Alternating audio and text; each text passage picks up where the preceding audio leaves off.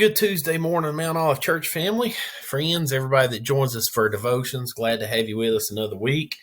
We're continuing on with the series that the pastor has been on of changing the city. I'll pull my screen up here. And, this week you see I've got on the board here, on the screen, not on the board. You can see I've got on the screen, shows a picture of the four friends lowering their buddy, their loved one, down to where Jesus was, the one that was sick after they had torn the roof apart. So we done that little skit and want to continue on with that in our devotion today. I hope you got to catch the pastor's message Sunday. If you didn't, be sure to go back and watch that. Also, his devotion on Monday, and he really dug into the point of carrying the word. I thought that was just great how he hit on that again. The point that I'm going to make today in our devotion is the part of being born of four. And in Mark 2:3, only scripture I'm going to use, it says, they came unto him bringing one sick of the palsy, which was born of four, or carried of four. And if you were there Sunday, or if you watched it, you've seen the little skit that we done where we carried that one. When Pastor got to this point of the sermon Sunday, this was one of my favorites. It's one that kind of stuck with me. And he brought up the point of carrying others, being born of four. And, what is that like? What is it like to carry others, to get other ones there, to get others to Christ, to care enough, to carry them? And so he brought that point up Sunday morning, and I thought that was amazing. And then he asked this question, and this should really hit home. What if the four never came? What if the four never came? What if the four of them never showed up?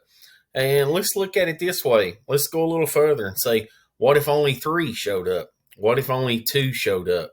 And that kind of got an example of how when he had me and Jason and Roz come up with him, and we carried the board around, and just how it got when one dropped out, or two dropped out, or three dropped out.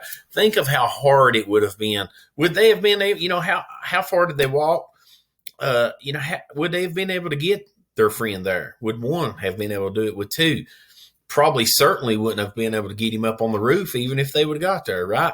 So ask yourself that question. What if you're not showing up? What if the four never came? Okay, and so then he brought up, and this is where I want to get our devotion point from, but Pastor brought up Sunday, and he brought up 5 principles. I hope you wrote those down. I wrote all of them down, and I wanted to use a couple of them today, but some of the other guys might want to use them. But the 5 principles was the same vision. 1, sacrifice self. 2, perseverance. 3, it gets messy. 4, and unity is 5.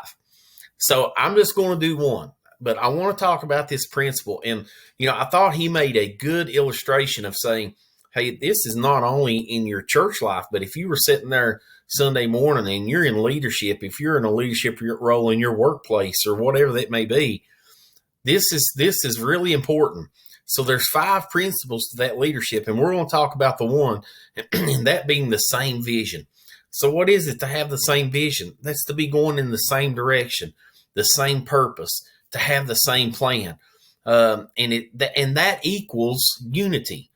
So that's where we came in with the skit, and Brett talked about the point of, all right, guys, this is what we got to do. We're all going to pick up at the same time on a count of 3. We're all going to walk at the same time. We'll comment when we stop. It takes someone in leadership, and you have to trust them. You have to trust leadership to be able to have unity.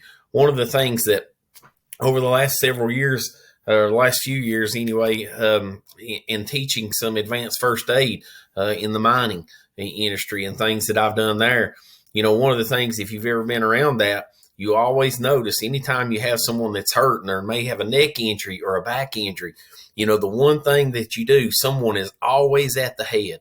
Someone is always on the ground at the head of the person. They got their hands on both sides of their head, and they're in control. But you know what? They're the one that calls every move. If they roll to the left, if they roll the patient to the right, whatever that may be, they're the ones in charge. And you have to trust them. And it's the same way with trusting leadership. So let me back up here just a quick second before I go on to that one. So sometimes you might run across the point, well, I don't have the same vision, or we may have different visions. This is where you have to trust your leadership. Okay. You can't take just the same as in a church that you can't have 200 people, everybody having a different idea. You have to trust the leadership of your church and what God is showing them and jump on board with them and go with them. It's kind of the same way at work. You know, you've got managers and supervisors and those at work that are in a leadership position. You can't have 200 or 300 people at the same time saying that, hey, we need to do this or we need to do that. They have to jump in and follow the leadership. But here's the key point. Okay, the key point will end right here. You have to be involved. In order to know the direction things are going, you have to be involved. And it's the same way with your church. And as the pastor mentioned Sunday, you know, the same vision brings unity. We've got to go the same direction. We got to have the same purpose, and we got to have the same plan. So I hope that's a little something good for you all today on your devotion. Hope everybody's having a great week. We love you guys. Can't wait to be with you again. Keep on keeping on and keep carrying others.